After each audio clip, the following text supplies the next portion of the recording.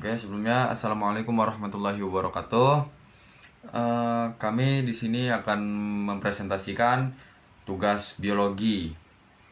Eh, untuk lanjut ke materi atau penjelasan, kami ingin perkenalkan diri. Untuk saya duluan, perkenalkan, nama saya Yazid Asadillah Putra Nanda. NPM saya 2555052006 dari Prodi Teknik Geologi. Perkenalkan juga, nama saya Lugas Prasojo dengan NPM 251505-2044 dari Prodi Teknik Geologi. Sebelumnya untuk selamat pagi, siang, sore, dan malam untuk Bapak Ibu dosen dan teman-teman semuanya. Kami akan mempresentasikan materi yang berjudul tafonomi dari kematian menjadi fosil sebagai salah satu bukti evolusi. Tafonomi adalah cabang ilmu yang mempelajari seluruh proses yang mengalami organisme sejak organisme tersebut mati hingga akhirnya menjadi fosil. Ilmu ini sangat penting karena membantu para ilmuwan memahami bagaimana fosil terbentuk dan mengapa hanya sebagian kecil organisme yang dapat menjadi fosil. Ketika organisme mati, tubuhnya tidak langsung berubah menjadi fosil. Sebagian besar akan mengalami pembusukan oleh mikroorganisme, dimakan oleh hewan, atau terbawa arus air dan rusak. Tahapan sebelum organisme terkubur ini disebut biostratinomie.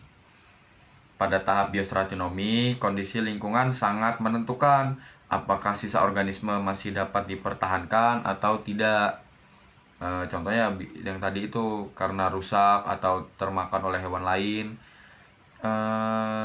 Jika organisme hancur seluruhnya, maka peluang terbentuknya fosil menjadi sangat kecil. Salah satu syarat terpenting agar organisme dapat menjadi fosil adalah rapid burial atau penguburan yang berlangsung dengan cepat. Penguburan cepat bisa oleh lumpur, pasir, atau abu vulkanik yang dapat melindungi sisa organisme dari pembusukan, oksigen, dan aktivitas hewan pemakan bangkai, sehingga peluang fosilisasi menjadi lebih besar. Selanjutnya, teman saya akan menjelaskan proses setelah organisme terkubur hingga menjadi fosil serta hubungannya dengan evolusi. Baik, terima kasih. Saya akan melanjutkan menjelaskan penjelasan dari teman saya. Setelah organisme berhasil terkubur, proses berikutnya disebut diagenesis. Pada tahap ini, sedimen yang menutupi organisme mulai mengalami pemadatan, seperti tadi lumpur dengan cepat menutupi itu sehingga oksigen kan tidak masuk. Jadi proses pembangkaian atau bakteri jadi semakin kecil. Nah, terus pada tahap ini sedimen sementara air tanah yang membawa mineral masuk ke rongga-rongga jaringan organisme. Mineral tersebut secara perlahan menggantikan atau mengisi bagian tubuh organisme melalui proses yang dikenal sebagai permineralisasi atau petrifikasi. Akibatnya, bentuk asli dan organisme dapat tetap terawetkan selama jutaan bahkan ratusan tahun sebagai fosil. Namun demikian, rekaman fosil yang kita temukan saat ini tidak sepenuhnya lengkap. Banyak organisme yang tidak pernah menjadi fosil karena kondisi lingkungannya tidak mendukung proses pengawetan. Oleh karena itu, ilmuwan menyebut adanya bias preservasi,